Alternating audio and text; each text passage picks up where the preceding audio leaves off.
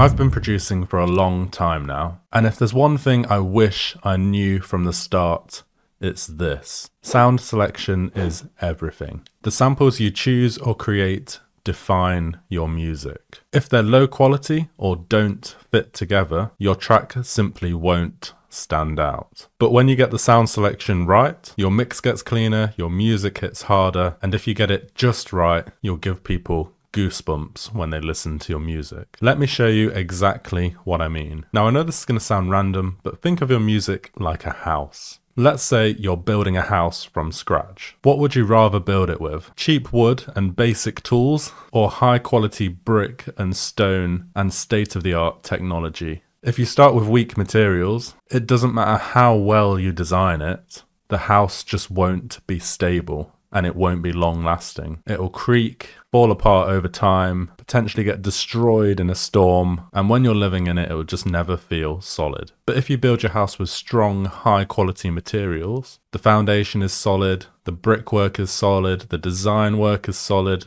the final polish, it all just works, then you've got yourself a long-standing, beautiful house that you can happily live in, potentially for the rest of your life. It's the exact same with music. Your sounds are your building blocks. If your samples are weak and don't fit together, your track won't sound professional, no matter how hard you try. But if you start with the right sounds from the beginning, everything just naturally falls into place. And this is why sometimes the best tracks take the shortest amount of time to create. For example, my most popular track on Spotify, Ravers, actually only took around 2 hours to create because everything just fell into place perfectly. But now we've spoken about this, let's actually put this into practice with some real examples. So first, let me play you this clip that's created with really poor quality samples.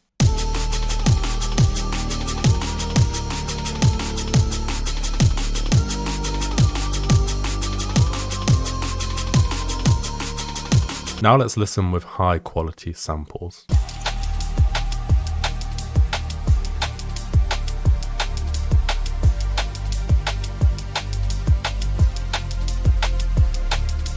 Do you hear how much of a difference that makes? Every single element is in the same place, they're just different sounds. Same composition, completely different outcome. Now this example I just showed you, I actually go through in detail in my Music Production Academy. There's over 14 hours of course material to get your hands on, direct help from me, direct feedback on your tracks from me, and help releasing your music. So if that's something that interests you, there's a link down below for more information. I hope to see you inside. But that's an example on a whole. Now let's zoom in and just look at one sample. And this is an example from Corin, who's in my Music Production Academy. You can check his music out on SoundCloud, I'll leave a link down below in the description. And we tried 3 different kick drums out on his track. And this is so you can get an idea of how to select each sample correctly. The track is the same, all we've done is changed the kick drum. So this is kick drum A.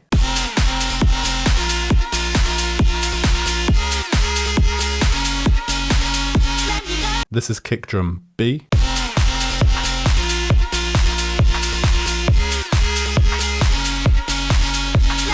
And this is kick drum C.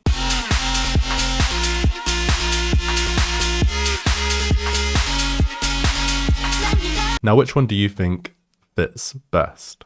If you need to go back and listen again, then go ahead. But now I will announce which one is better, and that is option C.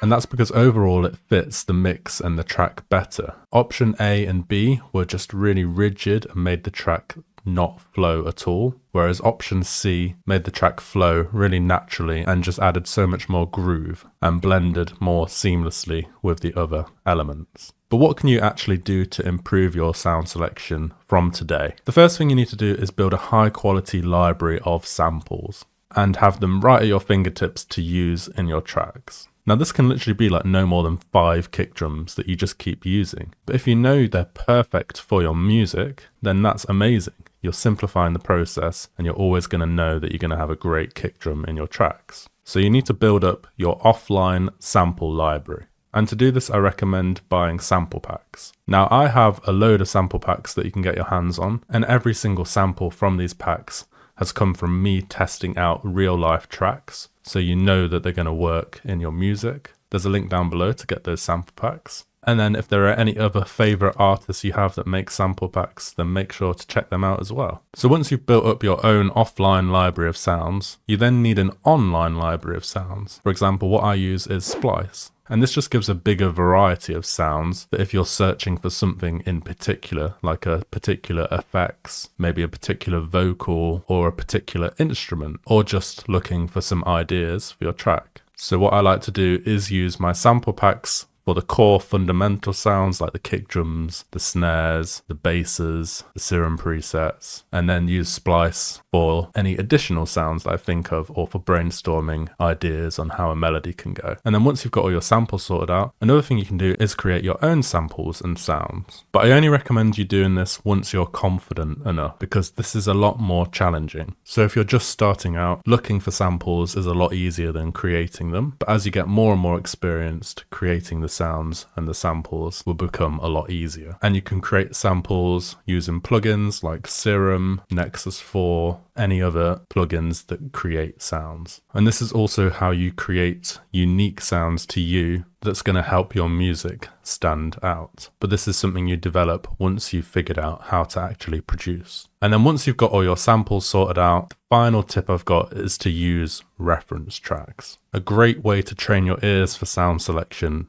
is by using reference tracks. Compare your samples to the samples used in reference tracks. For example, does your kick drum hit the same as theirs? Do your hats sit in the right place in the mix? Do your drums and basses create enough groove in the track like the reference track? Having a reference track just helps guide your decisions in the right direction. So now you've got all the tools available to help you pick the sounds. You need to be ruthless when you're actually adding the sounds to your track. And I've written out 3 questions you can ask yourself every time you add a new element to your track. The first is, does this sample sound good enough? What's your initial feeling when you hear the sample? Do you think it'll work well in your track, or is it actually low quality and you need to just keep looking? We're using a bit of intuition here, which will improve the more and more you produce. The second question is, what is the purpose of this sample in your track? So if you're adding your first kick drum, then of course that's essential because all tracks need a kick drum. But if you're adding your 6th hi-hat,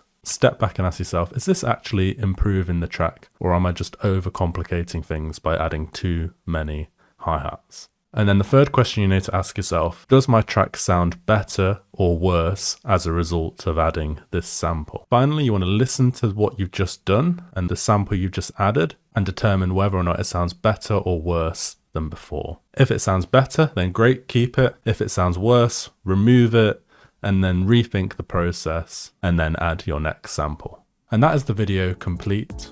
If you enjoyed, please leave a like. If you learned something from this video as well, don't forget to subscribe, turn that notification bell on. We have a new video every week. Check out my sample packs and my academy, links down below. If you've got any questions, please leave them down below as well. I try to answer every single one. Thank you for watching, and I'll see you in the next one.